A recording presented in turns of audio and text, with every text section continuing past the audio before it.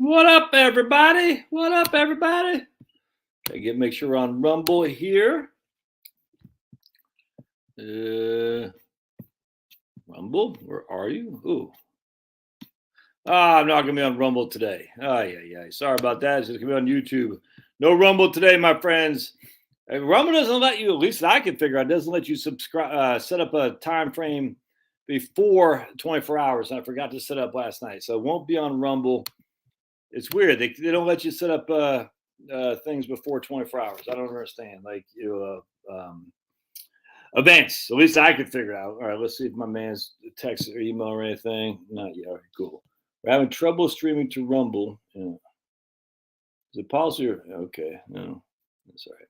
That's right, my friends.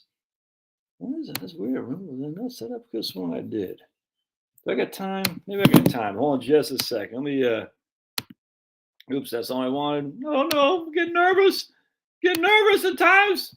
All right, live stream. Hold on a second. Starts now. I would like to be on Rumble if we can get this going. Hold on just a second. Rumble.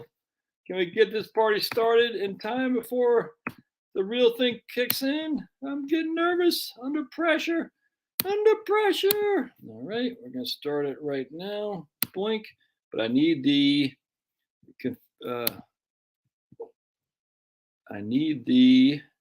configuration stuff there, everybody. Go to next. All right, we're gonna go here, submit. Who's that? My wife? I need the configuration. There we go. Streamer configuration right there. Come down here. Right there. Hold on just a second. We're gonna go over here. Rumble is right there. Edit that guy. And hold on just a second. We're going to go over here. Yeah, what will happen? Learn more. Designations. Facebook. Rumble. Where's Rumble at? Well, right there. Info. Not sure how to do it from here. Rumble right there. Why can't I do it right there? Edit right there. There. Why can't I edit the destination? All right. Be it as it may. Hey, there's Craig. All right. So I'm not sure how I can't get Rumble going on. Oh, well. All right. So we're not going to be on Rumble, everybody, unless I can just do it. Am I on Rumble right now? All right. My dog's getting ready to bark, everybody, because my boys are coming. All right. There we go. It looks like we are on Rumble. Oh, boy. Let me just close the door. Hold on a second, Craig. My kids are coming home, and the dogs are going to go nuts. There we go. I think we are on Rumble now. I can't tell. All right. Cool. Greg, can you hear me? I can. Yay. What's going on, man? How are you, sir? Doing very well, thank you. Hang tight for just a second. I got to get my dogs out of here. Hold on just. Hey, you have dogs by chance, Craig? We don't. On the farm we did, but not here. 7 kids, no dogs. Man. No dogs. How many grandkids you have now? We have 8 going on 9. We have our 9th coming late this summer. So I saw on your Amazon page that you had it hasn't been updated, I guess, because I thought you only had like 3 or 4. I was like, man, if you got 7 kids, you gotta have more than 3 or 4 grandkids. I mean, they got to fund Social Security for us, man. You know what I'm saying? Yeah, that is the program. Yeah. All right, so Denise, we are not on Rumble. I wasn't able to get it up in time that I could see. I don't know what's going on. Rumble is, I'm not sure what's happened there. But we have Craig Israelsen here, who joins us. I had a great conversation with Craig many moons ago. Craig, it was over probably 4.5 years since we spoke, and you may or may not remember that. It wasn't in video; it was just all on a podcast. Mm-hmm. I remember. Crazy how time flies, and a lot has changed since our last conversation. And just to remind the audience, I came across Craig's 712 portfolio. I mean, it must have been 2005 or something like that. I can't remember exactly, but I remember reading an article in Horse's Mouth, which I used to subscribe to, and I very much. Stop that. And I very much enjoy Horse's Mouth, but I don't subscribe to it anymore just because it's not cheap. And they were talking about the 712 portfolio, and I said, man, that's pretty cool. And I saw that it didn't get killed in 2000, 2001, and 2 like everything else did. I said, whoa. And then in 2008, it didn't do nearly as badly either. And I was like, whoa. So anyway, it was very interesting to me. And so Craig is kind of the founder of that, has been doing this for a long, long time. I thought it'd be fun to have him to chat with him about 4 years ago about the 712 portfolio. But I thought it'd be fun to have a revisit of that too, for sure, just because a lot has changed since the last 4 years for sure. So Craig, where are you still in Utah? Where are you right now? Yeah, we live in Springville, Utah, Okay. which is about an hour south of Salt Lake. And you've are you still teaching? Was it Utah Valley State or something? Where was the school you were teaching? Are you still involved in academics at all? Yep, Utah Valley University. Oh, yeah, I teach in the master's program, the research methods class, and I teach another class in the topic area of portfolio design. All right. Yeah, right on, man. Fantastic. And you made a career of teaching. I saw University of Missouri, BYU, I think I saw in there. Uh-huh. Yeah, right on, man. Absolutely. So raising kids, you lived on a farm. What were you raising when you lived on a farm? Well, I actually kind of had an interesting dual experience. I grew up in the Bay Area, California. Oh, okay. In Los Altos. Hey, Los Altos, no way. That's where my granddad was from. Really? Deichman name sounds familiar at all by chance? I don't know how many people live in Los Altos, but my grandparents lived in Los Altos from 1967 to about 2010. Deichman. Oh, wow. Tell me the last name again. Deichman. Deichman. Vince and Dorothy Deichman in Los Altos. That's he was working for I don't want to say he was retired captain of the Navy, worked for Lockheed or something like that. I can't remember, but he used to fly. Hey, that's where they ended up living. Crazy. Yeah, right on, man. Los Altos. Well, he was probably at Moffett Field. Is that right? I don't know. I'm not sure. I'm from Maine, and we didn't have, back then. In fact, I'm writing a book. I'm sorry if I keep bouncing around here. I want to make sure my dogs make up their mind where they want to go. I'm from Maine, and so back in the old days, to call long distance like that cost an arm and a leg. You know what I'm saying? So, I didn't really talk to grandpa that much, that's for sure. But I remember in 1981, after the 49ers won their first Super Bowl, we actually got the first time I ever flown on a plane. I was 11 years old. And we got to go see Grampy in Los Altos, and we got to see the 49ers training camp, wherever I can't remember. Oh, really? Where they practice for the next year. It's pretty fun. But I'm not sure exactly what he did in the Bay Area. I don't know. Yeah, I didn't live too far away from John Brody, who was, of course, the quarterback of the 49ers. Yeah, right. Oh, man. We'd ride our bikes past his house. And then my summers were in Utah on the farm. So I had school year in California, summers in the farm, and we grew alfalfa and wheat and barley. And like, was that your grandparents or something like that? Uh-huh. Okay. Yeah. Right. It was my grandpa on my mom's side, and my other grandpa was a professor at Utah State, which is up in Logan. All right. And so I chose to go into agricultural economics largely because of my two grandpas. Oh, I kind of blended their careers, and then I ended up kind of in the financial planning / investment analysis environment. How did you? So what you said? Agricultural economics? Is that what you said? Yeah. So what led you from there to the financial planning realm, investments, whole thing? What was there's something like, oh my goodness, I saw my grandma, die broke or something like that? Is there anything specific that put you in that field? That's a good question. So I was at Texas A&M working on a PhD in ag econ. Yeah. And I guess I discovered that I'd had enough of the theory, and it's not a criticism of agricultural economics or econometrics. I just wanted to do something more applied. And econometrics isn't applicable? Correct. And so this was back in the mid 80s. Yeah.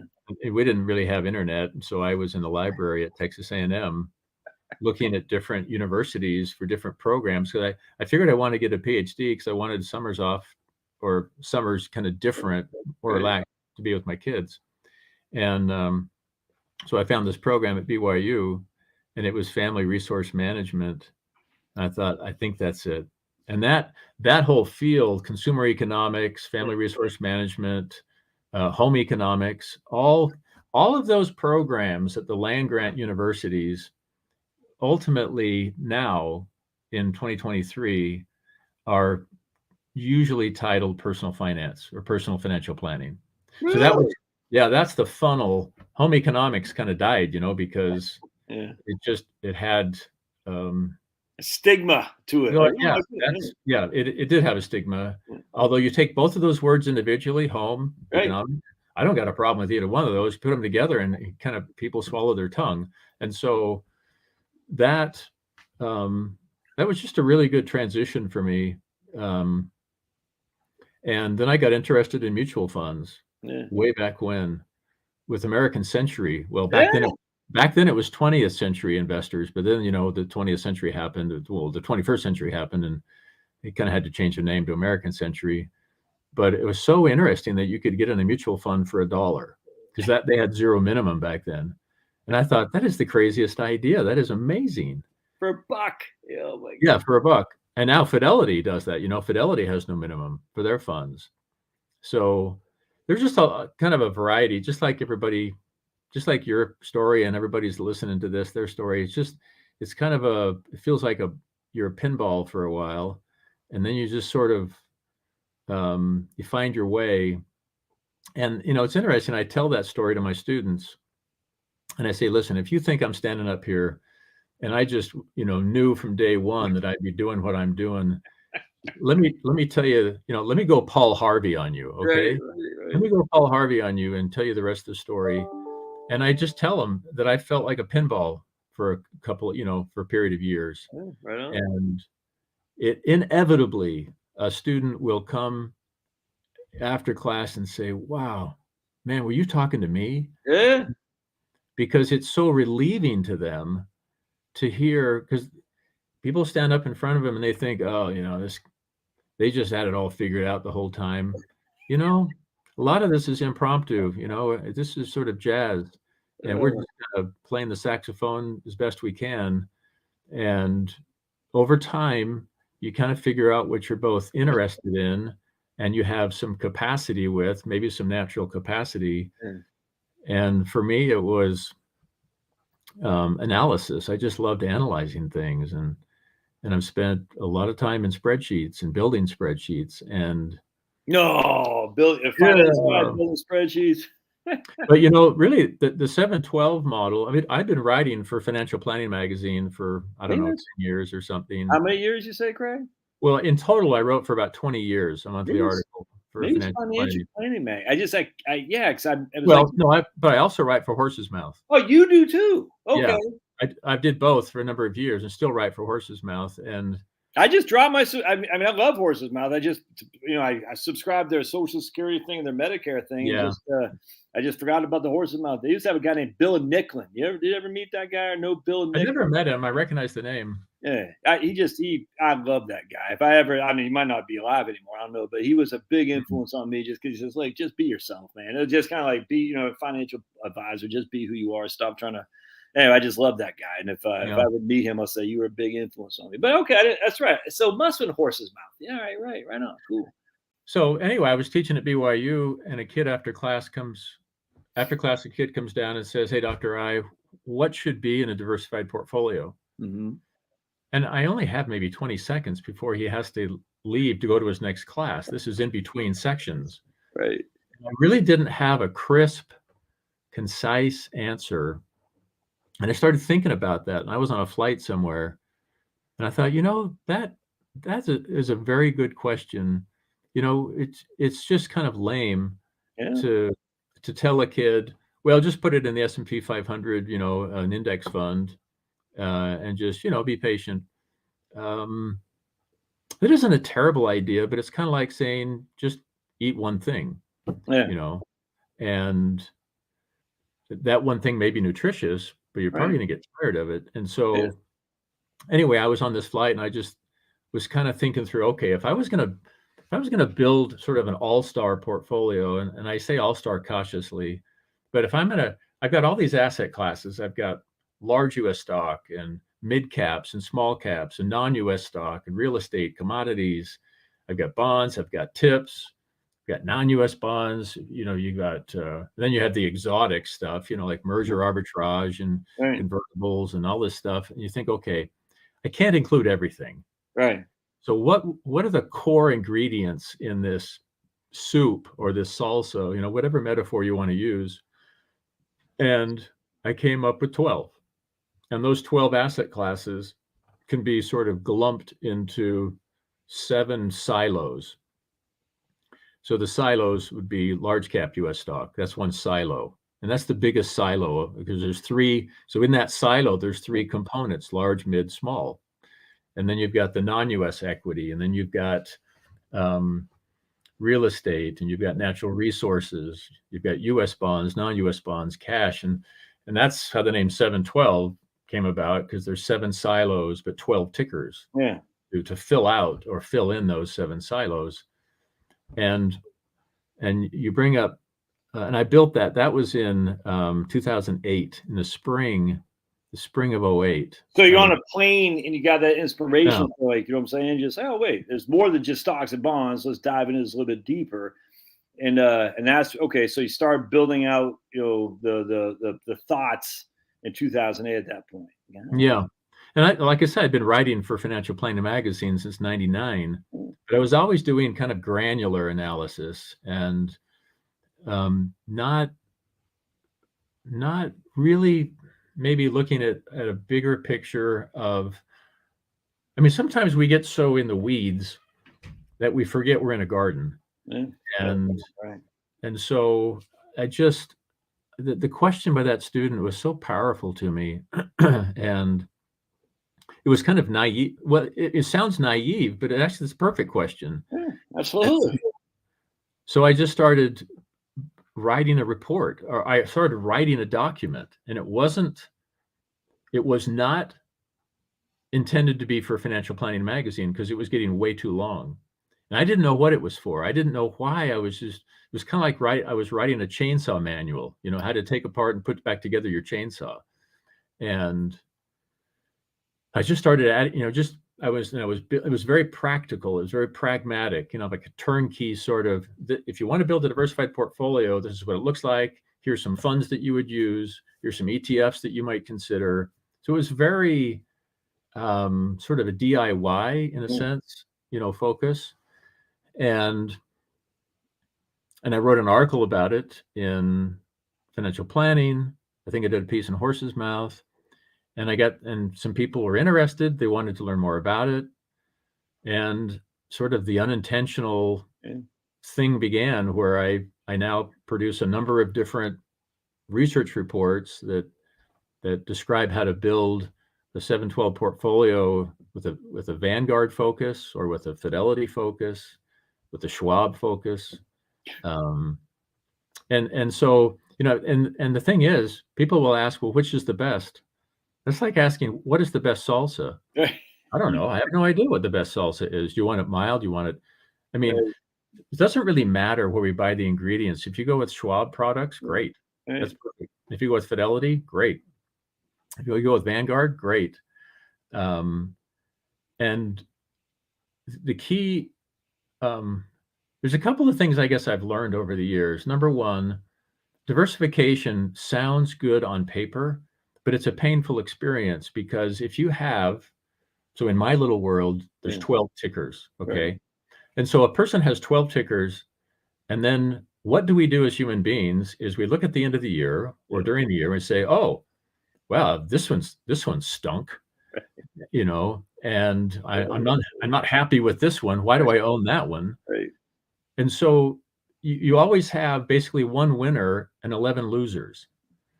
And it's kind of a negative way that we think. And I know we can do better, and I know many people do better.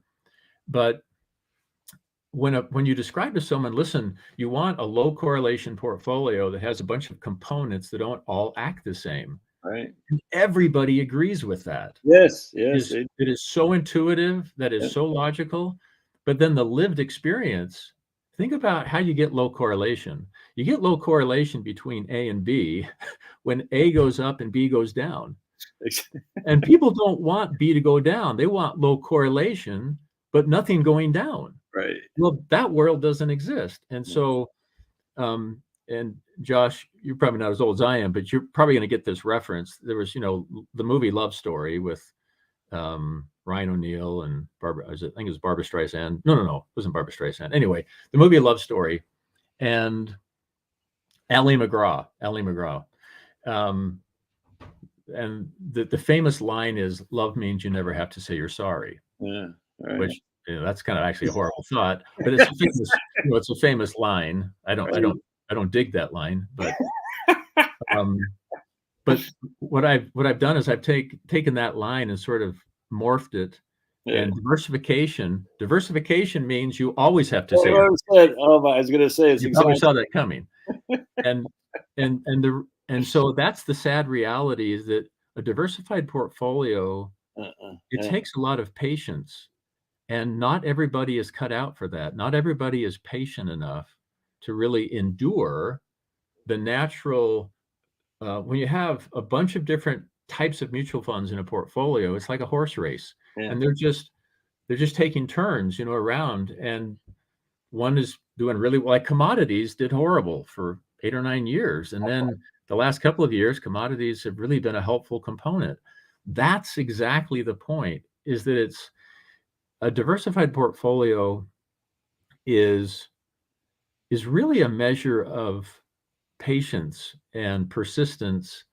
And the whole reason we're diversifying is that we don't know exactly when we might need to take some money out. Yes. Like, we have our goals. I'm not going to touch this until I'm 67, in 10 months. Okay, well, that's the goal. Yeah. But does that mean you can tell me that your 6-year-old daughter won't need a kidney transplant next year? Exactly what I'm saying. How do you know that? If you know that, why don't you know more things? Yeah. Like what to invest in that will only go up? I mean, so we sometimes play ourselves against this perfect knowledge thing, that I know that I won't need the money. Well, first off, you can't say that. We don't know it. And so we have to diversify what I would call timing of exit risk. Oh, I like it. Timing of exit risk means you've got to have some stuff that's behaving differently. So in 2001-02, yes, that was a horrible time period for U.S. equity and non-U.S. equity. Cash did great. Bonds did fine. And so that's one of the reasons 712 did better than perhaps some other models. But often what is the 712 is often benchmarked against the S&P 500, right, which is kind of lunacy, because the 712 is like salsa and the S&P 500 is like tomatoes, 500 tomatoes. Absolutely. They're just not comparable. S&P 500 is 100% equity. 712 is about equities, even, and by and large, all large cap U.S. equities. And 712 is just this broad array of stuff, and it has about a 66% equity allocation, and the rest is a variety of fixed income. And so they're just not comparable. But there's let me say it this way: we have a long way to go as an industry and as a body of investors to really learn how to correctly benchmark whatever we are invested in. Yeah. And the S&P is rarely the correct benchmark, because most people are not solely invested in the S&P 500. No, it's crazy, Craig, where the S&P is always the bogey. I'm like, I don't get it. Like, I mean, I get it because it's easy. And actually, it's right. even worse when they use a Dow. I'm like, for heaven's sake. The interesting, I tell you, the thing that was the learning from the 712 stuff, your writing before I came to know you, was I was like, man, because 2001 and 2 were bear. I mean, obviously a bear market, but I was still dealing with clients then, and it's tough. And I remember not just the large cap, the small cap stocks got smoked, and the thing that rescued the day was the government bonds. Like bonds, generally speaking, cash, and even some dividend paying stocks. And so my thought is weird, because I remember this like it was yesterday. And then coming into the middle of the aughts, I'm advising clients. I'm like, well, dividend stocks were the reprieve in 2001 and 2, not in 2007, 8, and 9. And I was like, Mhm. man, but government bonds were great. I'm like, okay, well, government bonds, not in 2022. It's just Mhm. it's like, how do you, like, the S&P is, I mean, it's just its own little moon over here. You got Right. the whole solar system over here, and you sit Yeah, there, that's a good way why to should I just describe it. focus on this one moon when the whole thing's over here? And it just, it really, 2022 was probably the most insane year. I've been in this business since 1998, and I cut my teeth at Vanguard, and I just I'm a fond. John Boga's one of my all-time favorite guys in the world. Anyway, it's just 2022 was such an amazing year. I don't think people realize how dastardly it was. And then yet you look at the 712, it was down like what, 7.5 or something like that. I was like, yeah, something like that. I can't remember what it was. Wasn't Yeah, much. because there's so many 712 models. There's the index-based Yeah. model, and yeah, it had a pretty good year. Well, a pretty Okay. not bad year. I mean, Right. And that's the and important thing, though. It didn't get smoked, and I just, right. Well, and that's um, I've tried to think about exactly what you're saying in terms of, okay, what is the benchmark for something like 712? Well, it turns out to be 712. exactly. What You else can know, you do? Exactly. um, but saying that kind of sounds self-serving. All I mean by that is that it's a really, really broadly diversified Yeah. portfolio, and a more appropriate benchmark would be something like Vanguard Star. So if you started at Vanguard, then you'd be familiar with Vanguard Oh, yeah. Star. It's a fund of funds. It's one of the, Absolutely. I think, and in fact, I think I'm correct here that the Vanguard Star Fund, VGSTX, was the first fund of funds. I don't know At if least it's the it was first, the but first. that It was was definitely among, for the kids who was only $50 a month to put in. It was always Vanguard Star. Always. it You know was what I'm saying? it was a leading edge concept to Yep. build a fund of funds, Absolutely. and it is a great fund. Oh, absolutely. I have Vanguard Star in my portfolio. I like it that much. But here's the challenge, because a person might say, okay, Israelsen, I sort of understand what you're saying. And then you just kind of go, I lose it, because I'm talking about 12 separate tickers on the Right. one hand. And then I'm talking about Vanguard Star, which is a single ticker, Yeah. has 10 tickers underneath it. Why mess with 12 separate tickers when you could just simplify this whole thing and go Yeah. with one ticker? Okay, that is a great question. And it comes down to, do you want your diversification to be accessible? In other words, Vanguard Star, Yep. it has 10 funds underneath its primary ticker, and those 10 funds will have different performance in any given year. But you can't get to those Exactly. sub funds. You can Exactly. only take money out of VGSTX. And you know darn well that some of those funds had a positive return, some had a negative return, but VGSTX overall had a negative return, and you got to pull money out of a negative return. Yep. If you have the tickers separate, you can just pick whatever fund you want to take the money out. And so over the years, different people have asked me, why don't you have 712 as a single ticker solution? Yeah. And that's the reason, is that it's better built by the end user. And that's It's a a great. little bit less convenient. Yep. But then let's say you have RMD. Well, okay, so a lot of people have RMD. When they hit 73 now going forward, they got to take some money out, whether you want to or not. Okay, would you like to have choice where you pull the money out? If the answer is yes, then that's why we build portfolios with separate tickers. And Craig, I talk a lot about a barbell strategy where you have a bunch of cash, cover 3 to 4 years expenses, and then your other stuff. And essentially, the methodology is, when the other stuff is up and you need the money, you pull it from that. When the other stuff is down, you pull it from the cash. Yeah. It just gives a level of control, as opposed Right. to just taking off from the VGSTX or something like, or Right. VBLAX, whatever. Where you're saying, hey, Yeah. why would I want to sell the commodities when they're down 15%. I know they're just a Mhm. proportion, but I'm still tapping into that. Why would I want to Mhm. do that when I can focus on Right. over here with, Japanese tech stocks, whatever it is, you know what I'm saying? And that's Right. interesting. I actually hadn't thought about that with 712 because I was going to ask you that. I said, did you ever think about making it Mhm. just one fell swoop? It's actually interesting too because in the old days, we had the iShare. Well, I can't remember anymore. But when Vanguard first came out with the ETFs, like in 2006 or something like that, they didn't even have Yeah. bond fund ETFs. And now you got, it's just this. I mean, it's just like in my own career, we've gone from just mutual funds to ETFs. Now Fidelity, obviously Schwab. It's easy to implement. When you were first designing this, it wasn't because we didn't have enough stuff Yeah. it was to be that diversified. And there was no bond fund. I remember because I used to do seminars with the Vanguard wholesaler. We'd go around all around Virginia. And I was like, man, I just wish you guys have a bond fund ETF. He goes, yeah, I wish we did too, but we don't have that. And now it's like, so you had to put like a mutual fund in there. Now you can just Right. do ETFs. It's crazy. It's Yeah, cool. and there are still some 712 models that I build that will mix mutual funds and ETFs. And you bring up the Vanguard, bond fund ETFs were a little bit behind, their equity ETFs. Yeah. It was a long time before Vanguard introduced the any sort of product that focused on international bonds. And then it took even longer at Vanguard to get a commodities fund. But my point is not to criticize Vanguard Yeah. because I'm a very big proponent of Vanguard.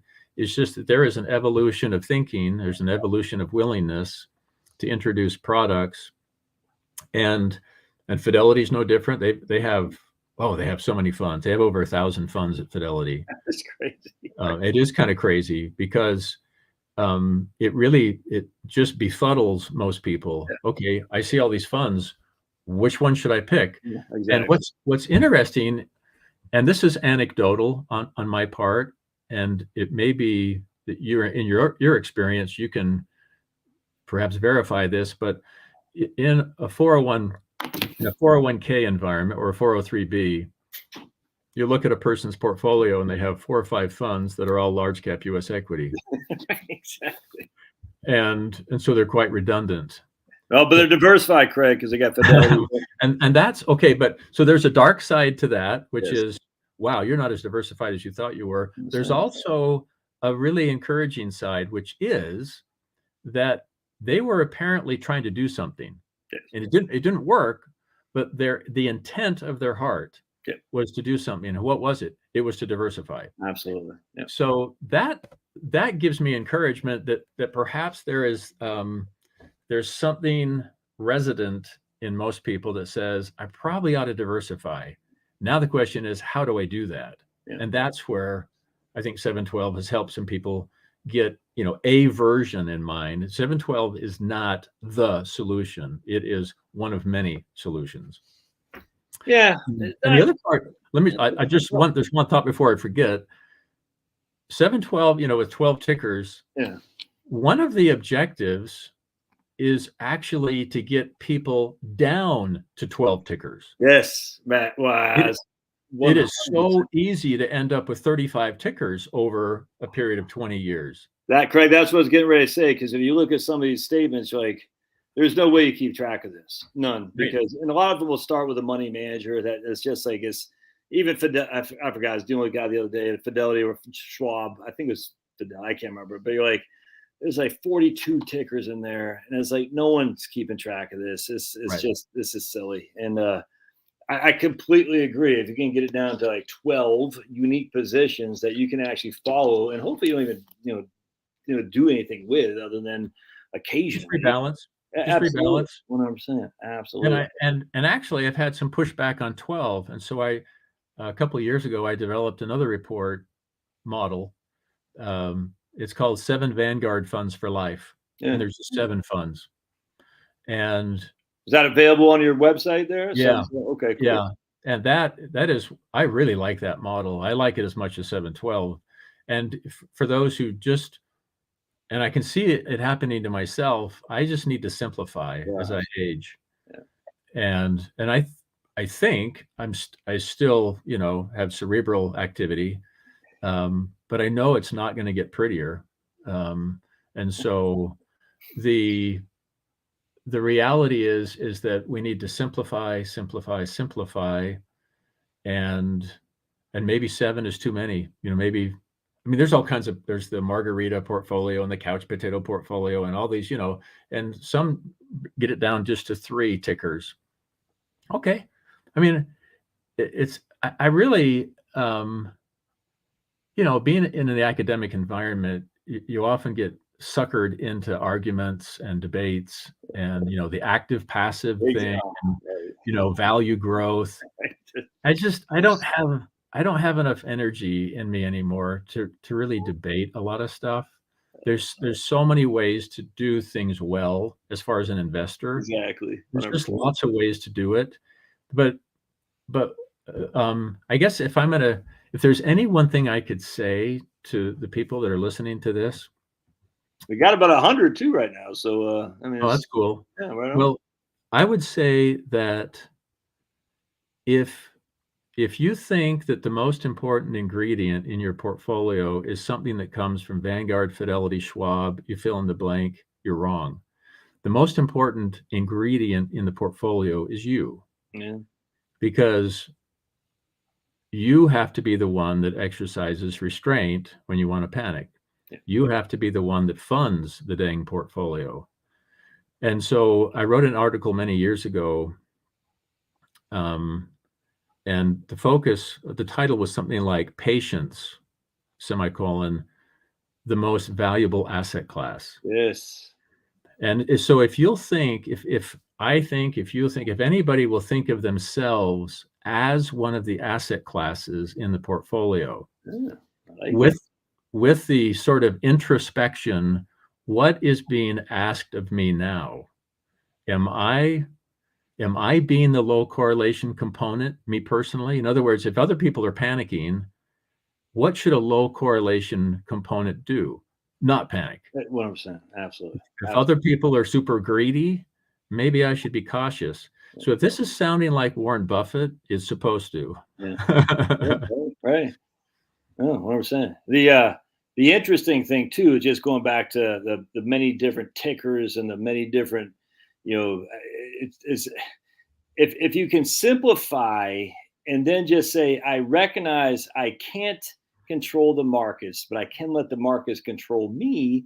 Right. If I just diversify, and inherently you're going in there knowing, like you just said, you're always going to be the redhead stepchild because you'll never be number one. You know what I'm saying? And man, Craig, it's amazing how many people say I use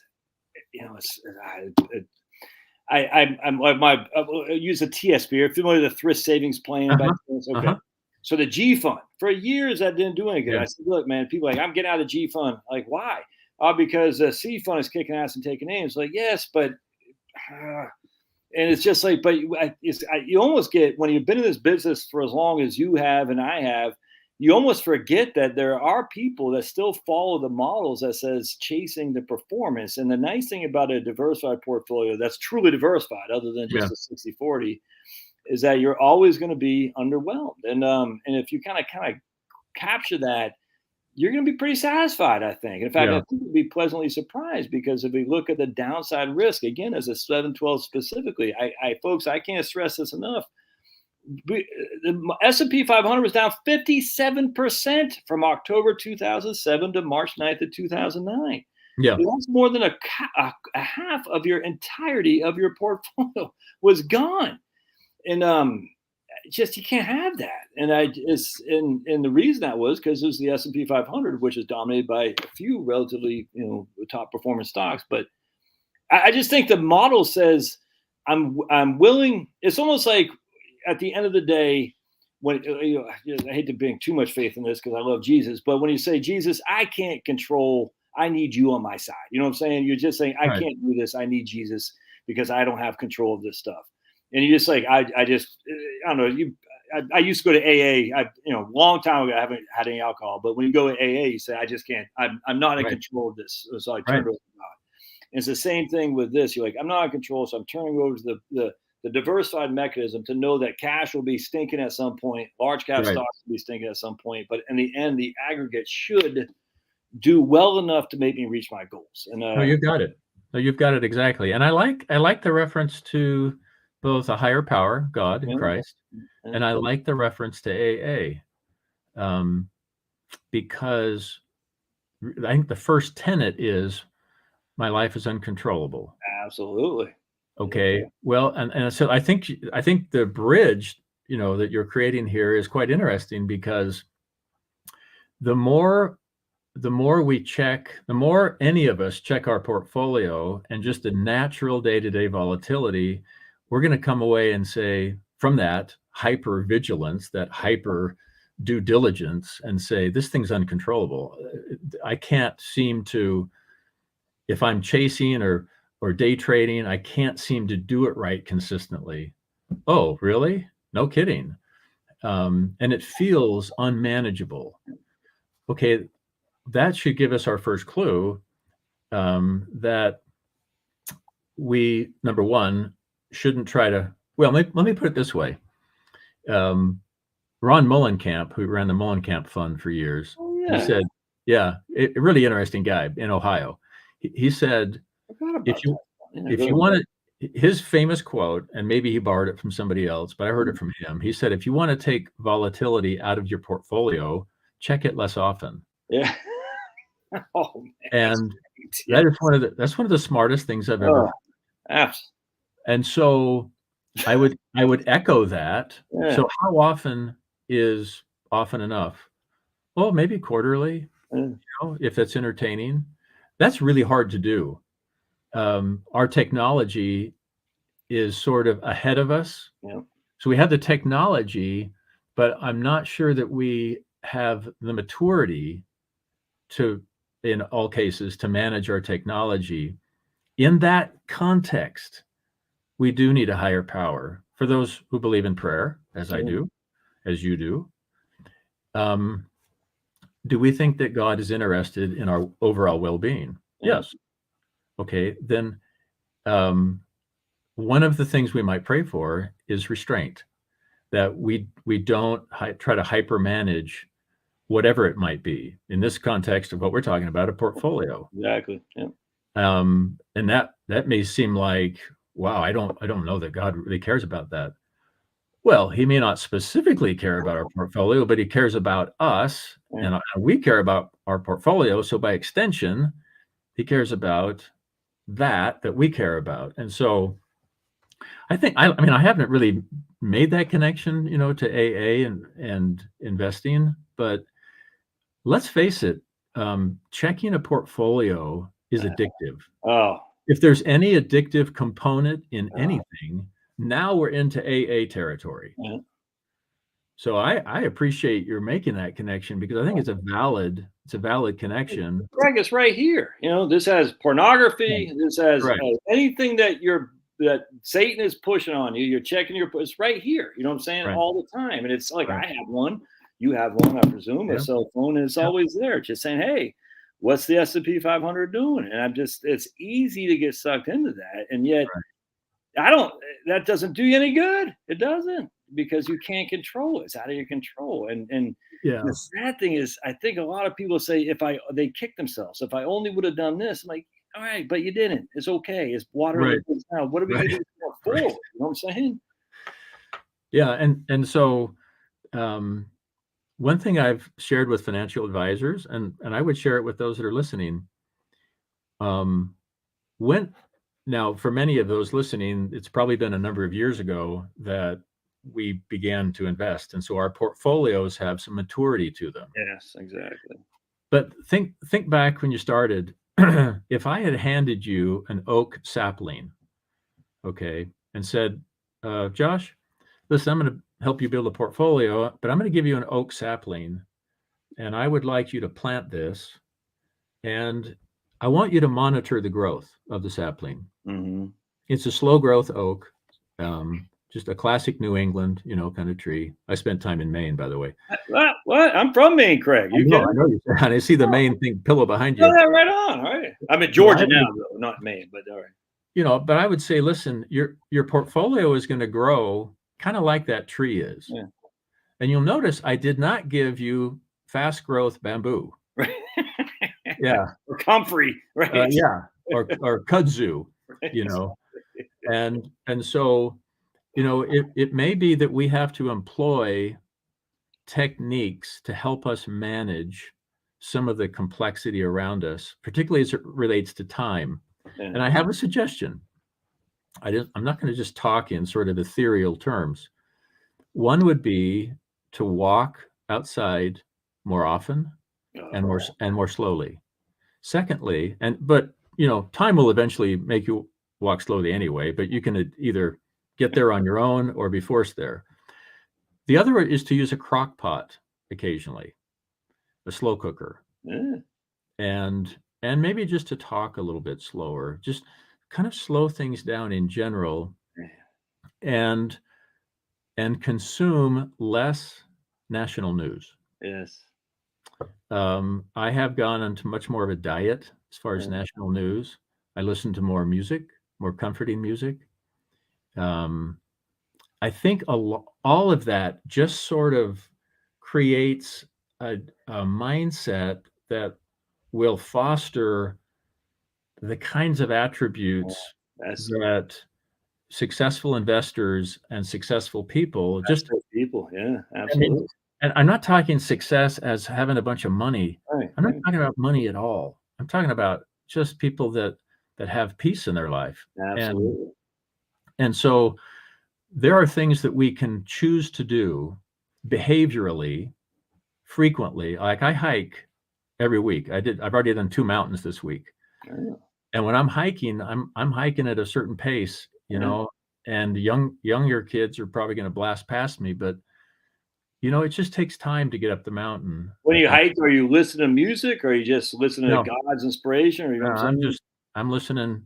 Like Yeah, yesterday, we heard the coyotes, a pack of coyotes. We ran into a moose. yeah.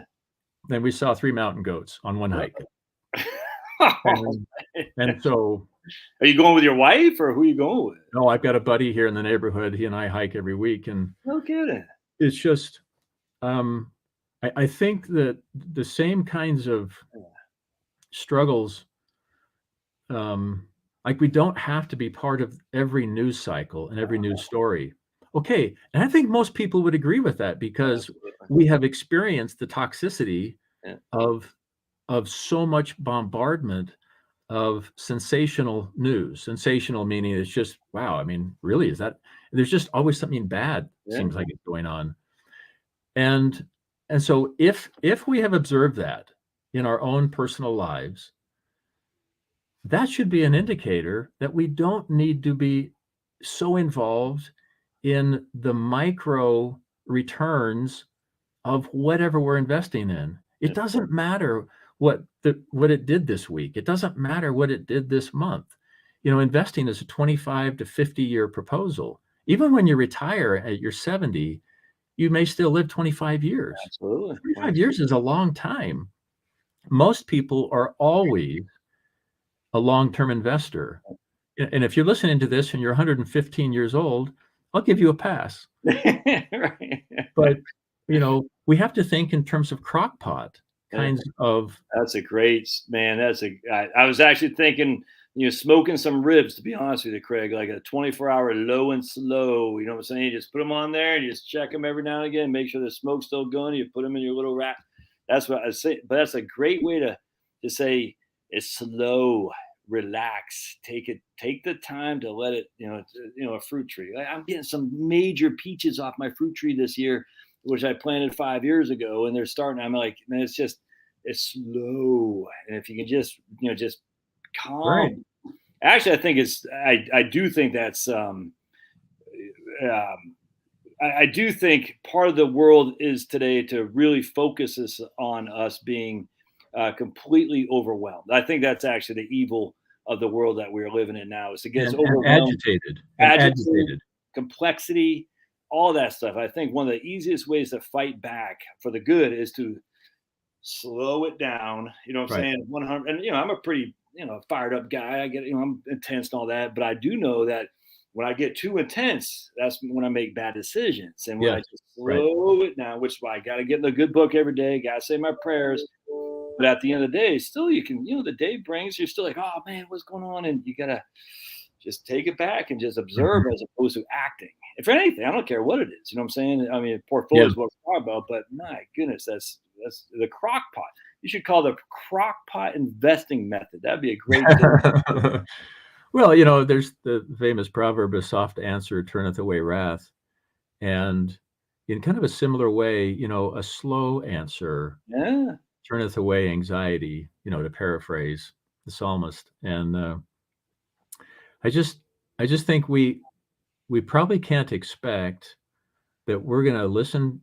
You and I are going to talk, and people are going to listen, and we're all going to go home as totally different creatures. Right. The best we can hope for is that we make some subtle adjustments in what we consume, as far as information, and to go on a little bit of a diet, and that we engage in a little bit different activities, and we slowly see. I don't think we're going to walk out of here and make these radical changes in our life. I mean, the average age of the person listening to this is probably 50 something. Yeah, exactly. About 55. And so we're not going to make radical adjustments, but if we have a couple of ideas of things we can do, even if it's just to go on a walk more often. I know from experience, I mean, we have little groups of people that walk around our neighborhood, and we call them walkie-talkies, because they're not just walking, they're talking. Right, exactly. And I think there's still a little bit of shell shock coming out of the kind of the separation anxiety we had, not being with each other during 2019 to 2021. That was rough. It was rough to not be able to hug people and kiss people and kiss our grandkids. And so there, I guess what I'm trying to say is I don't think our investing behavior is a separate subset of our overall behavior. And if we feel like we're anxious with the world in general, that's going to probably translate into how we look at our investments. So we need to find peace and find rest holistically in a lot of phases in our life. And I think as we do that in our overall life, we will probably be a little bit more patient as investors, have a little more healthy perspective that we can't pretend that everything in our portfolio is going to be a winner every year. It's like having, I don't know, in my case, we have 7 kids, and like they're all having, a perfect day every day. No, they're not. And some kids will need more attention than others. And so we try to provide that attention. But as parents, we certainly take the long run view. I mean, if we didn't take the long run view, I had a couple of 9-year-olds, they may have been, booted off the farm. I have 4 kids, Craig. It's funny. They just my one right now is my third is a sophomore in high school, and the difference between him and 8th grade, where I want to kick his ass every day, to now is like night and day. Now he's like, he's probably 3 inches taller than me. I still got 50 pounds on him, so I can take it if I need to. But you know what I'm saying? It's like, exactly. The 9th grade, you just want to start strangling people. You know what I'm saying? Like, if you don't stop this, it's going to be bad news for everybody. But then all of a sudden you're like, well, okay, yeah, you're not so bad after all. And ironically, looking at my own mom, she's crazy, and I love her to death. But I say, some mom, you had some smart stuff back then that you told me about that.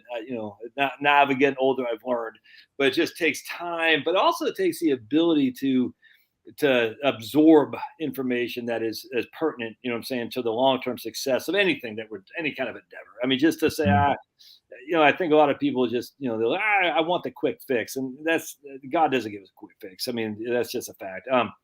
Hey, before we let you go, because I don't want to keep it too much longer than an hour, but I just want to ask you, does have any, this is specific to investments, and I don't know how to phrase this, but man, this woke stuff that these guys are doing, does that make you just wonder if the future of the equity markets are, I don't want to say suspect, but it's just this stakeholder capitalism, this insanity that's coming from, just the World Economic Forum and all this stuff. And I don't watch any Fox News. I don't watch any news at all. I don't care. But I see what's going on out there. My wife texts stuff. Does that bother you at all to say, this world is passing me by in an insane manner. And it just, I get, obviously we're temporal, we want to be eternal with the Lord, but from your investment portfolio, does that give you any pause to say, something? I don't know if I feel comfortable being part of this. And I'm asking this from the heart because that's how I feel. I see this stuff. I'm like, am I contributing to a society that's just gone evil? And I don't know if I want to do that. Any thoughts on that? Well, it's interesting because I had I had some requests, to build an ESG portfolio. Okay, so I looked around and found some funds. I've sold almost none of those reports. Yeah. It's I mean, we're all of us collectively and individually, we are, there are moments when we are hypocrites, and when we don't measure up to our own words, and we write checks with our tongues that our conduct cannot cash. And so it feels like, and it's not just the investment markets. Athletics has become much more political, and I wonder sometimes, what is the I mean, and by the way, it's not just in terms of trying to rewrite history and reinterpret history. Europe is having the same situation. It's not just a U.S. phenomena. We were over in Holland, and statues are being sort of marred, or names are being blotted out. There's this sense of, we don't want anything bad to have existed in our past. Really? Like in my own life, that means I'm going to blot out parts of my life, my own personal life, when I could have done better. So it just feels disingenuous when we're trying to. I wish we could just say collectively, not everything was all good in the past. Right. Oh, yeah. Earth to Craig, Earth to Josh. Like, we didn't already know that. Right. And move forward with maybe an increased resolve to do better. But it seems as if, in terms of what little I understand about some things that are classified as woke, is that we're just really struggling to come to the grips with the fact that not everything historically was just beautiful and pretty and nice to each other. And I don't know why we struggle with that, because we already all knew that. And that we can't seem to move forward. We're sort of stuck. Well, see, that's the issue. Stuck in a backward view. Yes. And it's troubling, because I feel like, in the people I interact with on a daily basis, guys like you, I don't think you're stuck. I don't feel like I'm stuck.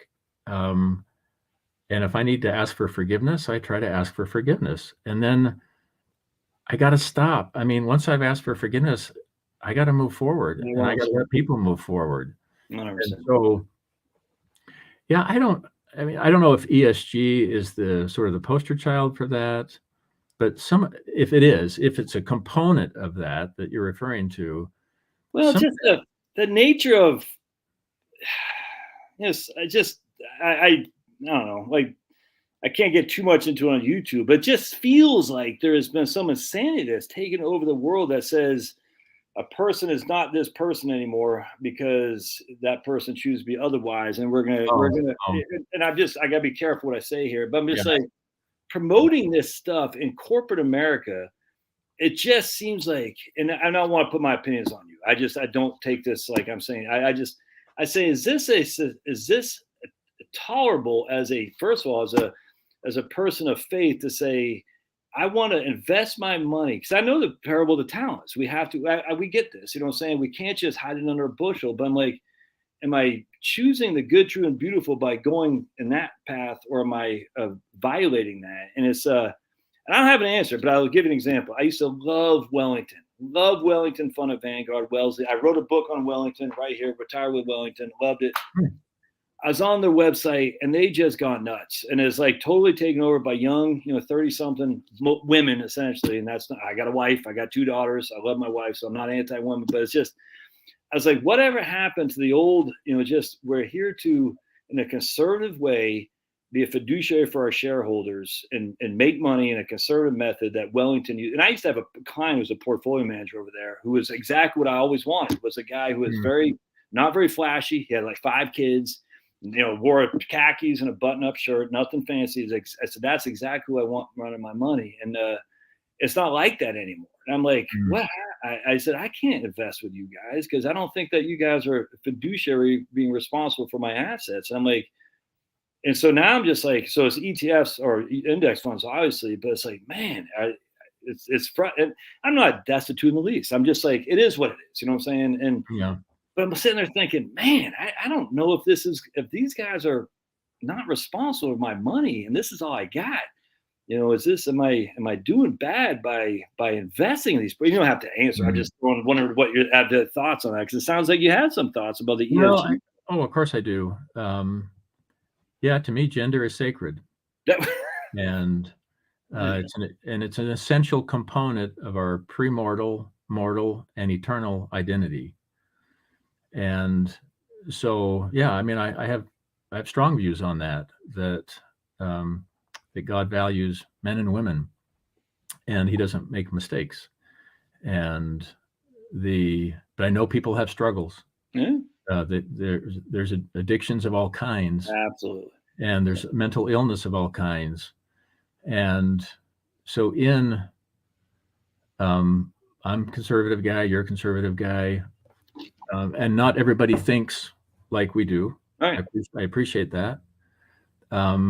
What I have found recently, and this is really powerful to me, is that obviously the political friction has always existed in the world and in the US.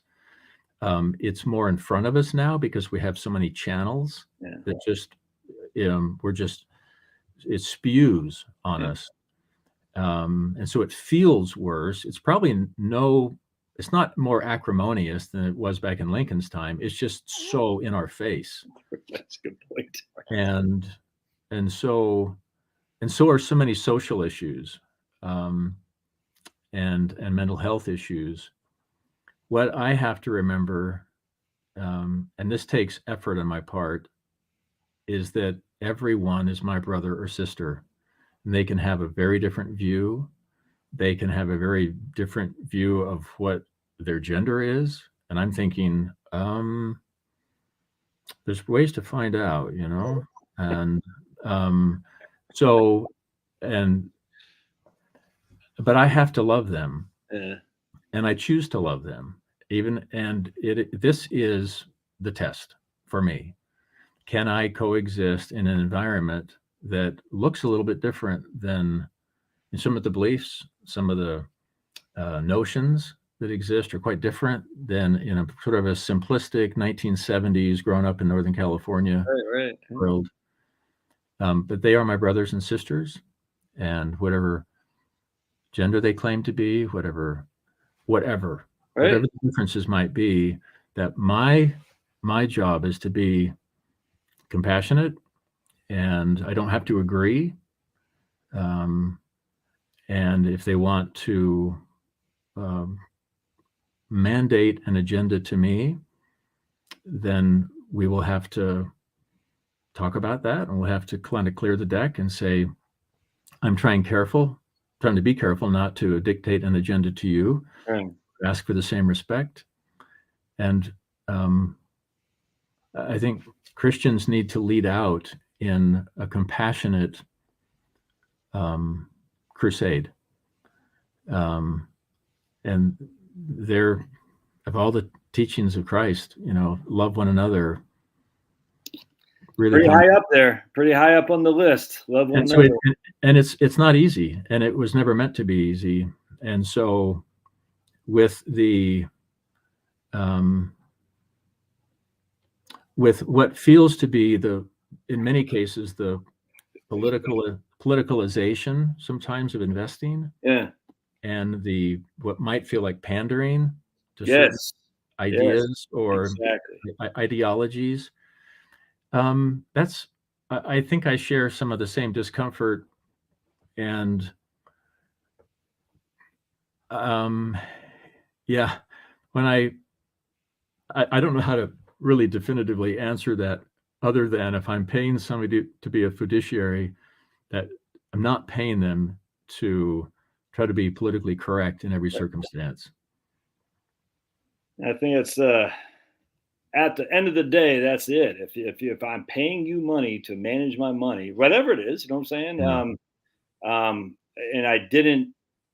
I'm not paying for your politics. And if I'm paying for your politics, that's fine. But if I'm not paying for your politics, that's kind of like the sign that says the exit's at the door. And that's Yeah. it's and actually it's pretty interesting. You said it's easy to forget how visceral, I should say, the animosity on politics was even in the 70s. You know what I'm saying? It's like because Mhm. it's all we always look at the past in rose-colored glasses, and yet even not even during Lincoln's time, but the 70s, and we had bombings in Capitol Hill by the Puerto Rican Mhm. nationalists and stuff. We had all kinds of stuff, and somehow we survived that. It's amazing, and yet somehow we survive. Obviously, segregation and Jim Crow. We survive all this stuff. Obviously, people were worse off for it. Some were better off for it. I get all that, but we survived. And that's one of the things going back what you said about Holland, which is kind of frustrating. It's like we want to erase the past as if we did no ill. And I'm like, I'm a better man for learning from my mistakes. You Yeah, know what I'm right. saying? It's like, Sure. why would I want to relate? I mean, I've done so many stupid things. Why would I want to erase that? Because where I'm at now, I wouldn't want to change anything because I'm right where I want to be with my wife and my 4 kids, my dogs that are sitting on my lap, and talking to you here. It's like, why would I want to pretend that didn't exist? That's where I am today Yeah. because of that. It's like a fund manager wanting to erase Yes, bad returns. exactly. And say I wasn't.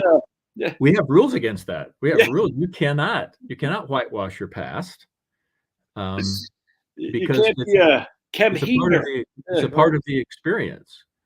And That so 100%. Like those old guys. There's a guy named Bill Miller from Lake Mesa Valley Trust. You might remember yeah. him. And No, Bill Miller. he never said anything like he was king of all. He never said. They always put on him.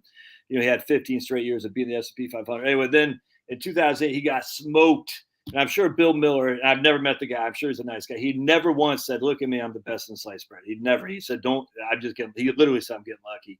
I guarantee he would love to erase the past.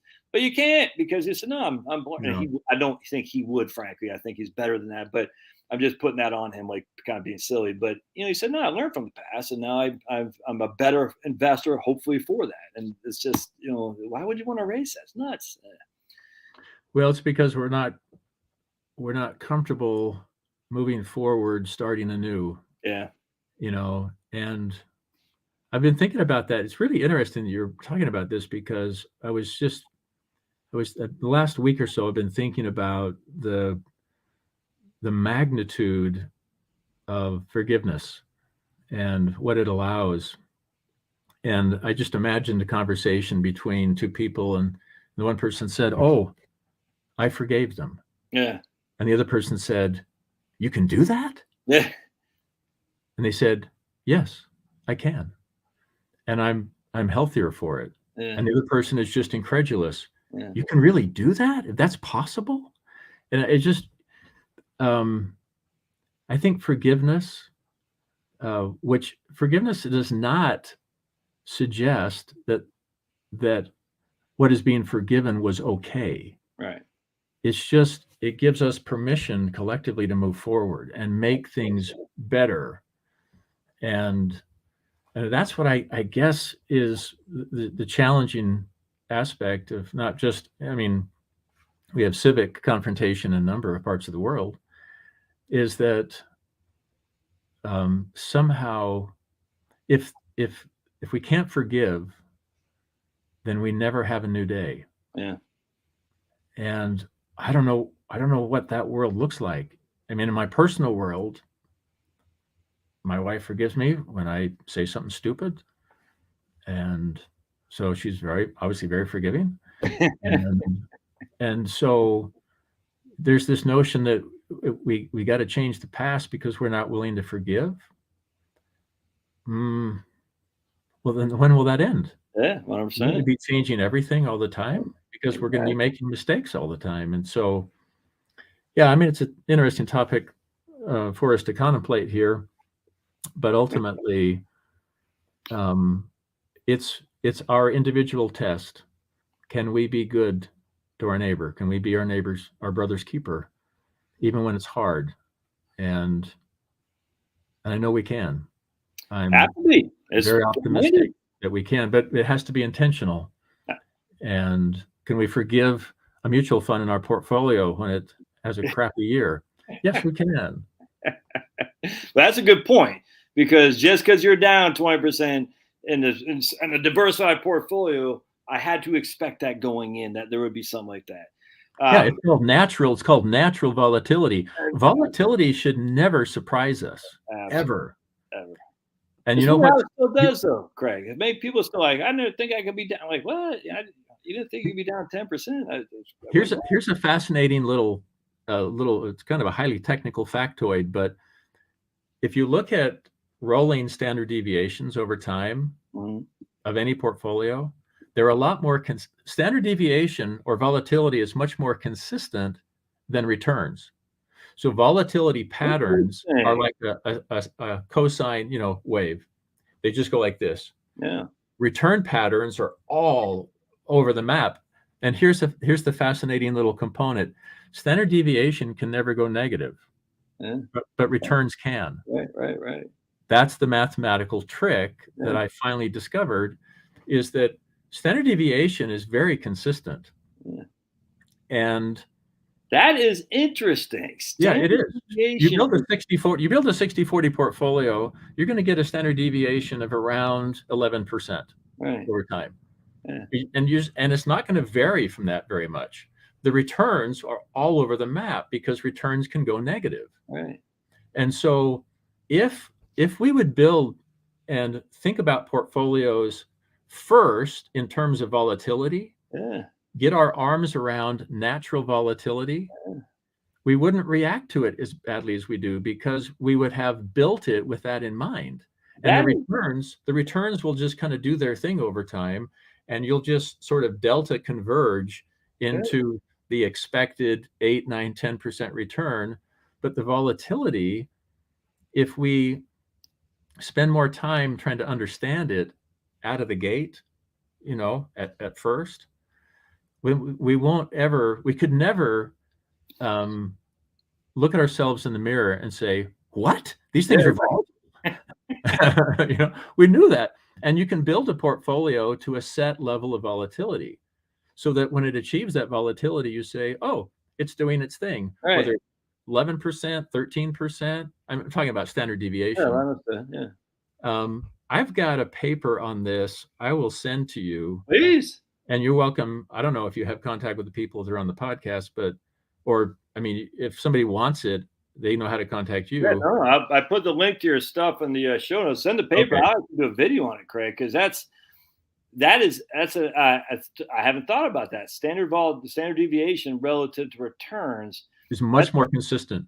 We know a lot. Yeah, that is interesting. Yeah, keep going. I was just kind of it's just because in English, in the English language, it's a funny sounding sentence, which is volatility is more stable. Exactly. Than returns.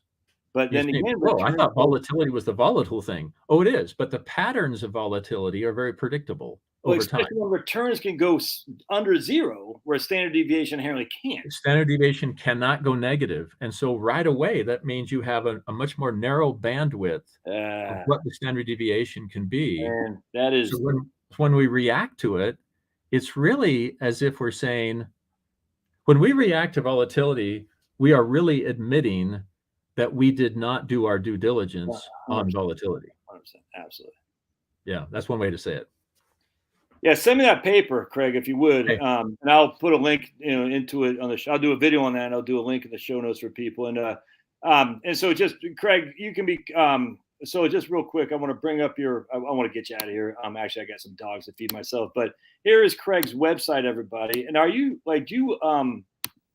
do like updated stuff on her. Like, let me just go to the homepage. Can you see what I'm looking at here? You can see what I'm showing, right? It might Yeah. be in a second here. There we go. That's So good. here's Craig's website, just 12portfolio.com. And just a plethora of information. I freaking love this stuff, man. It's fun. It's fun to read. Knowing Craig as a good man makes it even better. But Thank you. and you can purchase his report here. It's not very expensive, guys, and just tons of just information here. And contact us.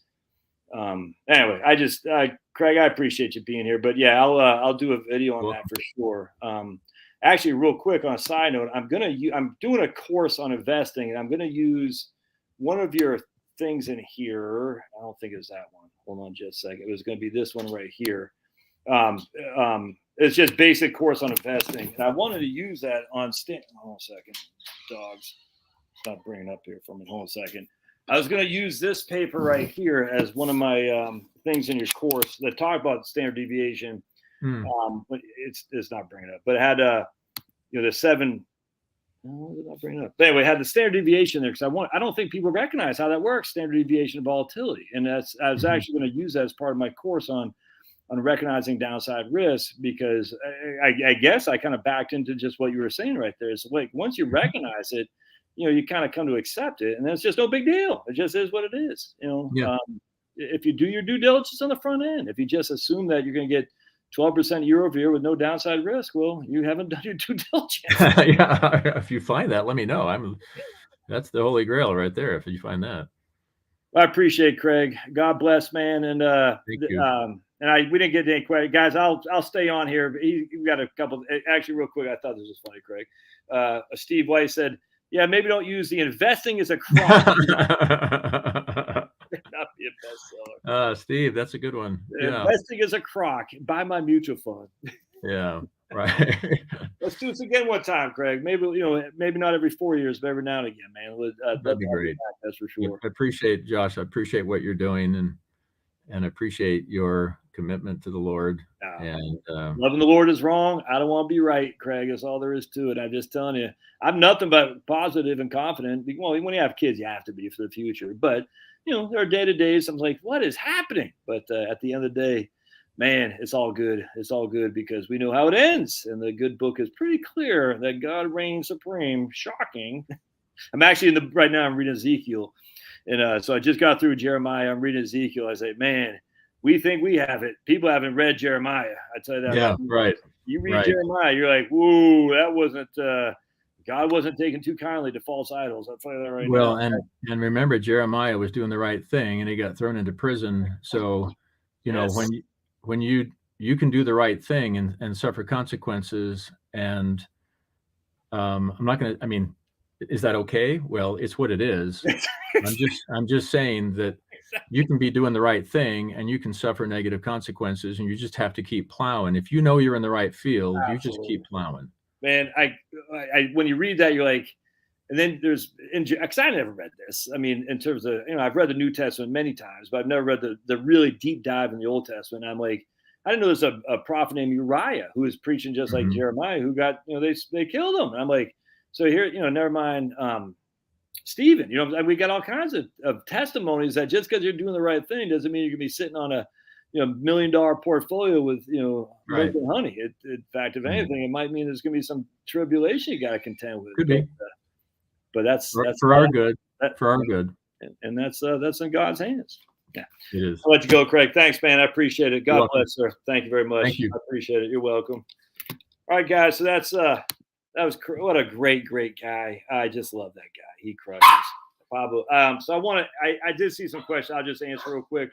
The 712 portfolio, Chicken Charlie, you can actually look at what his holdings are. It's just ETFs essentially with some mutual funds in there.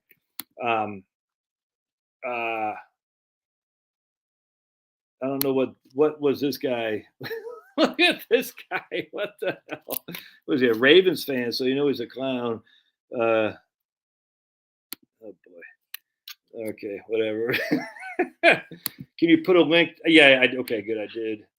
Is a 712 portfolio a balanced approach versus value or growth focus? Yeah, so basically what he does, Chicken Charlie, I'd actually encourage you to look at his web. It's quite easy to follow. but it's just small, mid, and large ETF, large cap domestic ETFs, which aren't focused specifically on value or growth, just middle of the road essentially. Then he's got bonds, U.S. bonds, cash, commodities, real estate, international stuff in there as well. It's pretty easy to put together, frankly. Yeah, I don't know if it's me on Rumble or what, but that sucked, dude. I was hoping to get Rumble on there. How to teach 30-year-olds about saving in debt.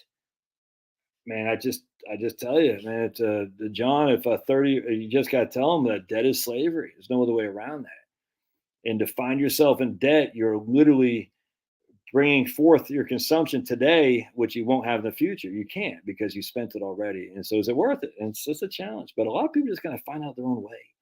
They're going to have to find out their own way. And they're going to find out by making mistakes. Yeah, I started American Century.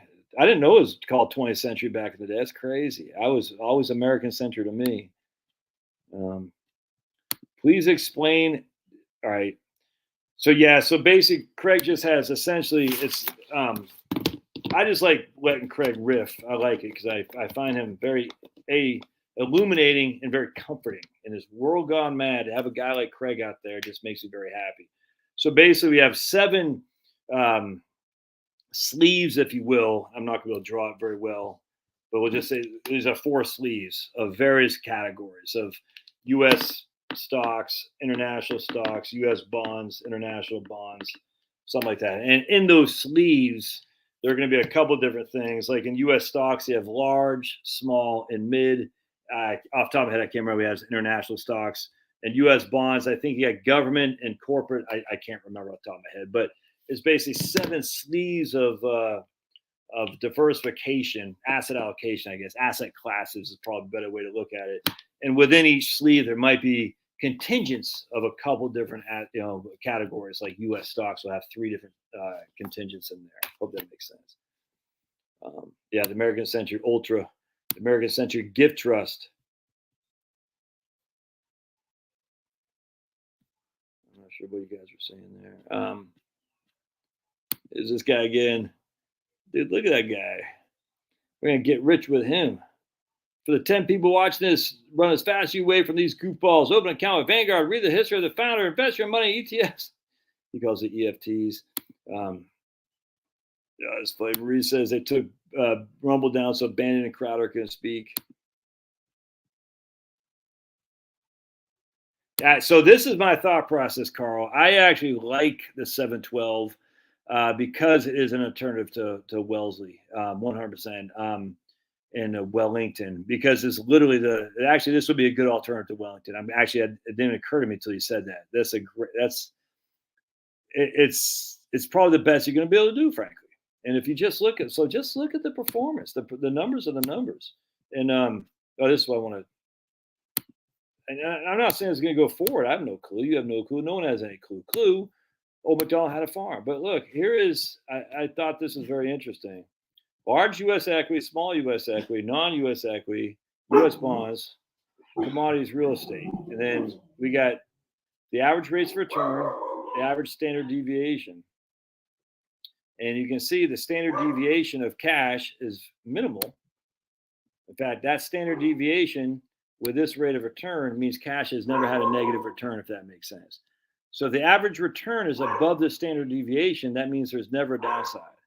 And so U.S. bonds came pretty close. Even in 2022, it was down 13%. But look, I mean, if the average rate of return is 6.6 and the standard deviation is 14, that was literally in the third. So that'd be 14. We go 14, 21. So bonds right there, we're in there about 98% likelihood of happening, if that makes sense. That's how rare last year was. It's nuts. I can't stress this enough. Having 13.1% on U.S. bonds with an average rate of return of 6.6 and a standard deviation of 7. You take standard deviation times 3 and you subtract 6.6. So the worst we should have ever seen in 99.8% of the probabilities was a 15% decline in bonds. And yet it was down 13%.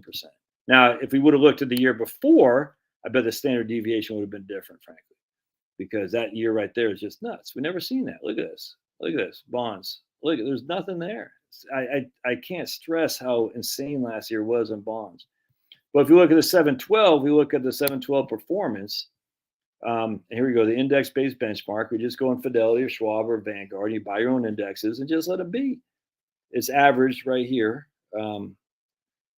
Actually, what I'm looking at here, look, 7.71. It was down 7.71 last year. In 2008, it got crunched a little bit, down 25% because the dividend stocks also went down. But look at this, 2001 and 2, nothing. So this would be a very good alternative to Wellesley or Wellington for sure, in my opinion, 100%. I'm just a big fan, long time, first time. And and there's a Vanguard Balance Index. So in 2001 and 2, Vanguard Balance Index was down 9% in 2002. 2008 was down 22%, whereas our fund was down 25, but our fund wasn't down 9% in 2002. 2015, our fund was down 16. Balance index was up a little bit. 2018, our fund was down 7. Balance index was down a little bit. 2022, our fund was down 7.7. Balance index got smoked. And so as you see here, we had a 6.68% annualized rate of return with a versus the Vanguard at 6.54. We've made more money. 25-year standard deviation about the same, 11.77 versus 11.45. And so basically both had one pretty significant down year. Actually, Vanguard had two, I'd say three pretty significant down years. That's about 10, 22, 17, where we only got hit once really right here, 25. So while the standard deviation is a little bit lower on the Vanguard fund, if you actually look at the actual volatility on the downside risk, the Vanguard has had more bad years, and we got to protect against the downside. That's, again, I can't stress that enough.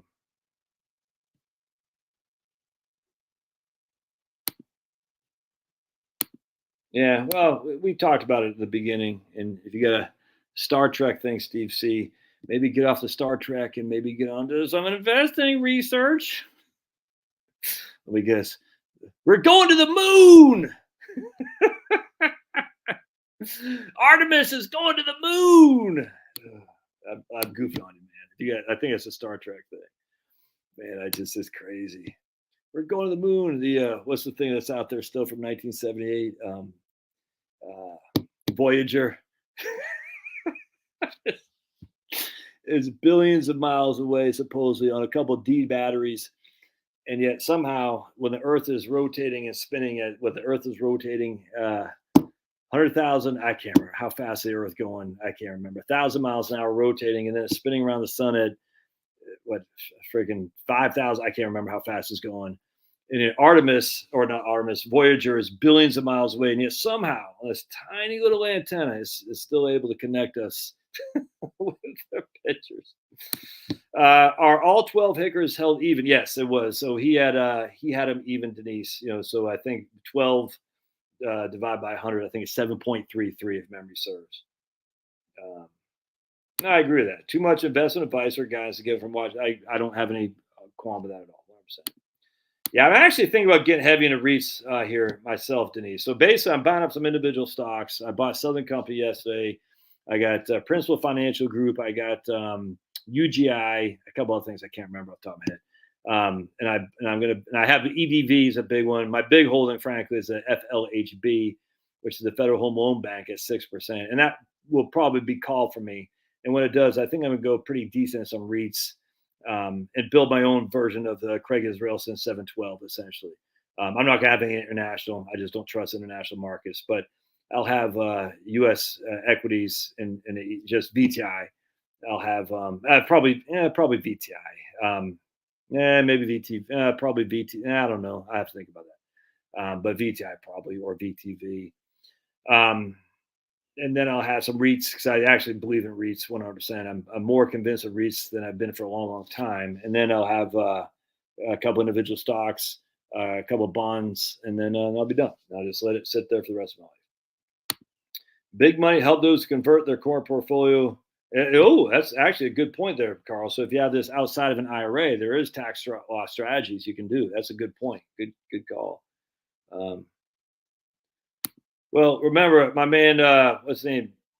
sent me an email that only 5 stocks represented like 95% of the gains of the S&P 500 or something like that. So it's a tough one, man. That's tough.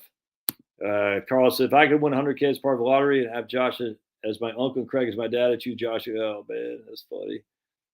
Great advice. I got to read Harry Brown's book. I voted for him in 1996 for Presidente. Yeah. And I think Craig, I wouldn't call him a libertarian per se, but I bet Craig and Harry Brown would walk the same path, if that makes sense.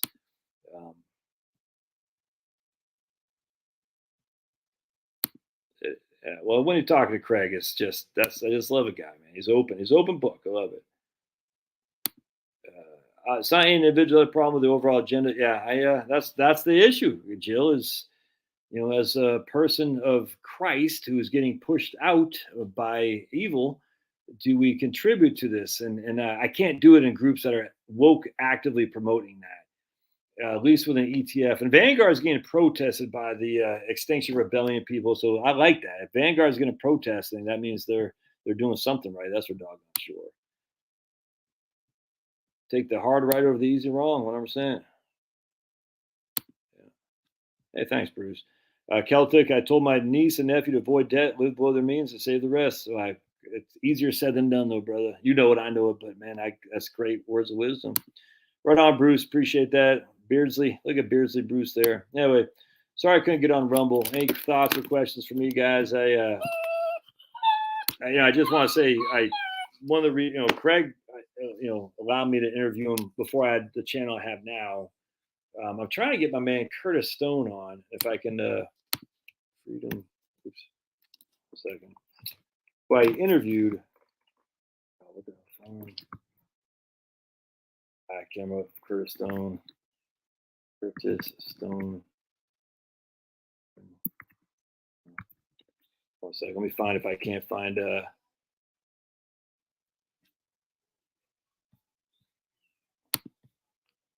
Because I interviewed Curtis. So Curtis Stone, I interviewed a while ago, literally probably in May of 2018, when I only had a few. Hold on a second. Let me see if I can't get. There's resources somewhere looking for. All right, hold on a second. I find. I'm gonna get Curtis Stone here. We're gonna bring him up on YouTube, and we're gonna look at. His website was called. Hold on just a second, amigos. We'll go to Curtis Stone.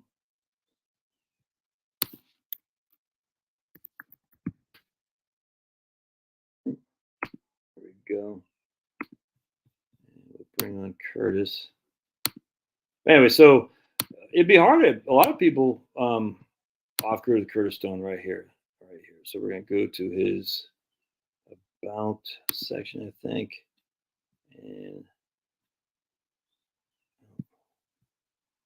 hold on just a second, amigos. This is where my property. We're gonna go to right here, latest. Live. Hold on a second. There we go. All right, so let me show you what I'm talking about here. Because if you're looking for freedom, right here, this is what I'm talking about. All right. So let's stop that, stop sharing there, delete that, and go here. Because I think a lot of you guys would have a lot of interest in my man Curtis Stone's. And Jill, I got your thank you for looking at my book, by the way. Good stuff. I guess I missed a lot of commas. So here's Curtis Stone's The Wait Is Over, now available for how to find the perfect homestead property. Curtis Stone's first course in over 5 years for anyone who wants to get out of the city and onto the land with an A+ property. Find the perfect homestead. And the Curtis Crush is how I find my dream homestead property using a simple 3-part framework and Google Earth Pro. And this is where Curtis lives, up there in British Columbia. And he's just crushing. And let's see. Oh, there we go. That's his homestead up there in British Columbia. Complete off grid on the mountaintop right there, and he's doing great. Curtis is. Anyway, so the point being is he has this course I want to interview him about. It costs like $300 or something like that. You got 30-day money back guarantee. Anyway, it's good stuff. So that's Curtis Stone. Anyway, the point being is a lot of these guys I interviewed before, I didn't have the same size numbers I have now. So I appreciate y'all being here because it does attract people who want to, see, talk to a bigger audience, which I didn't have before. So, but I always appreciate the guys who allow me to interview them when my audience was minimal. Hell, I interviewed Larry Kolikoff. I probably had 10 subscribers. You know what I'm saying? It's crazy.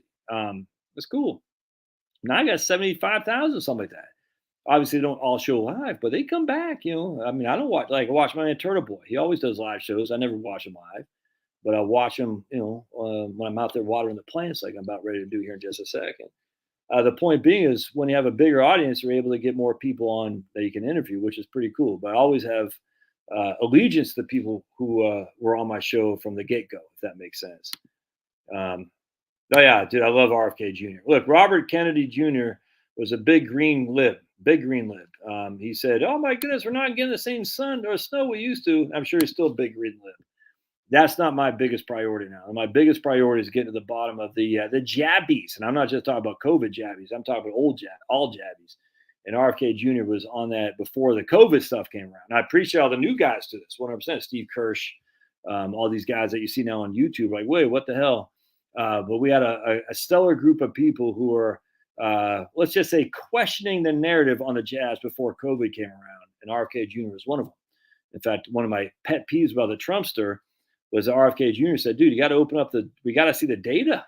We got to see the data on the jabs. This is, again, before COVID.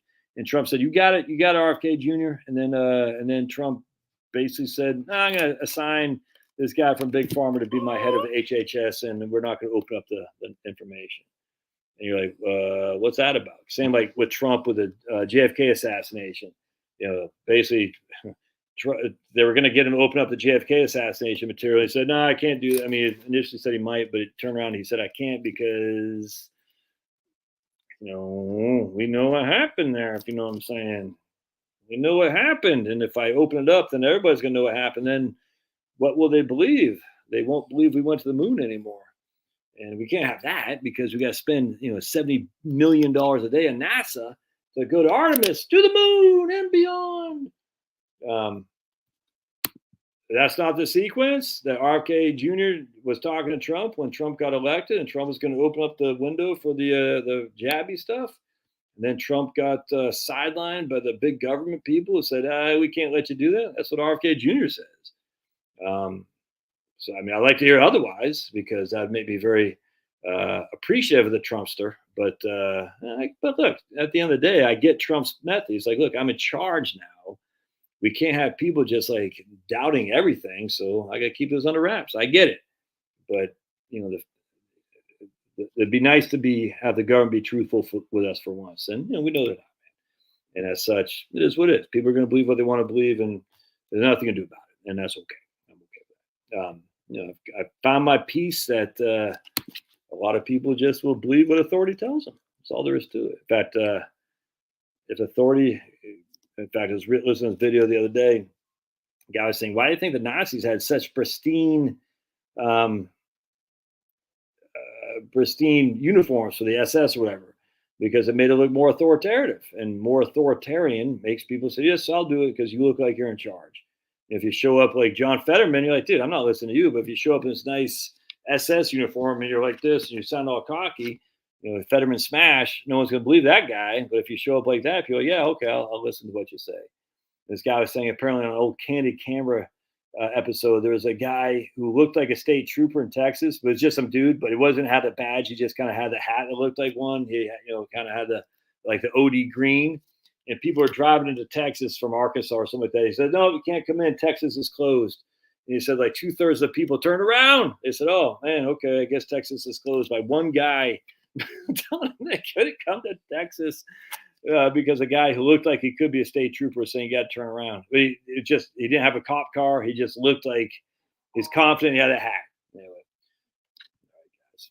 All right, well, God bless, man. Kirk, yeah, Trump. Well, Trump was always a germaphobe. That's what we know about the Trumpster. He's always a germaphobe. So it doesn't surprise me they got Trump with the germs, because germ theory. Well, let me just show you real quick. I'll bring up my book on Béchamp or Pasteur by Ethel Hume. It's funny how all the old ladies back in the day were totally freaking legit. Ida Honoraff, Eleanor McBeal, Ethel Hume. These guys crushed, and yet somehow they're, on Great Women's Month, whatever it is, no one talks about them. The last chapter in the history of biology, Ethel Hume. I haven't read this yet, but I'm very much looking forward to it because A Babel of Theories, Pastor's Memoirs of 1857. Claims and contradictions, diseases and silkworms. Oh, I can't wait to read this, but I got so much to read, man. I'm so far behind on my reading. And we got this one I'm very much looking forward to, which is The Worship of Augustus Caesar. I don't know the first thing about it, but a guy I follow, Crow 777, talked. Yeah, I've been looking for this book. You want to know how bad being crucified is? Right here. Crucifixion by Martin Hengel. Yeah, you're not going to take too kindly to being. Let's see. I'll just read you. I just opened up the first page. The continuing legal tradition, which I'll just show what I'm talking about highlighted.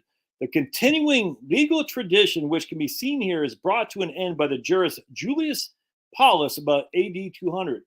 And the Centenary, compiled from his works toward AD 300, the crux is put at the head of the three Summa Supplica. It is followed the descending. I'm not sure why I highlighted that, but anyway, over right here. I'll check this out.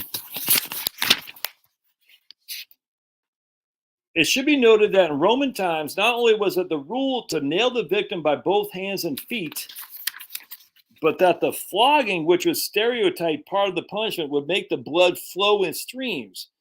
Binding the victim to the cross only with bonds remained the exception. Presumably, Jesus was so weakened by loss of blood that he was unable to carry the beam of the cross to the place of execution. This is also the best explanation of his relatively speedy death. Anyway, right there, Crucifixion by Martin Hengel. If you want to know about the pain that Jesus went through, undeservedly, of course. Can't wait. This right here, my mom sent this to me. John Updike, Rogers version. Notice how see where God's hand is and where the other guy's hand is? It ain't like that anymore. That's a Mandela effect right there. Go look at it. Was it Sistine Chapel, whatever it's called? God's hand and that guy's hands, whoever that guy was, they're the same. They're on the same plane, like this. I can't do it like that. But see, that's a Mandela effect. There's God up here. Weird. What happened there? Yeah. Anyway, my mom sent that to me because apparently it has the John Updike. I haven't read that. I got so many books to read. Just nuts. I just right here. Now my Darwin's Doubt, of course, got to read that. Murder by Eustace Mullins. Another, I think Eustace is a woman. I can't remember. Eustace Mullins, murdered by Columbus and the Quest for Jerusalem. It's interesting too, because don't forget, maybe those Mormons are onto something, because Columbus did find blonde-headed, green-eyed, or blue-eyed people in America. Kind of crazy. Where would those blonde-headed, green or blue-eyed people be? Nuts. All right, I'm gonna get out of here, my friends. The series, The Chosen, I've cried like 3 times during the series because you're not a real man, Kirk. You're not a real man. Be a real man and don't cry. RFK is a Democrat who seemed against it. Yeah, well, you got to be against. Well, I can't say anything on YouTube. All right, I'm going to get out of here. Pablo's, he's wanting some attention. God bless. Thanks again for being here. We'll see you guys.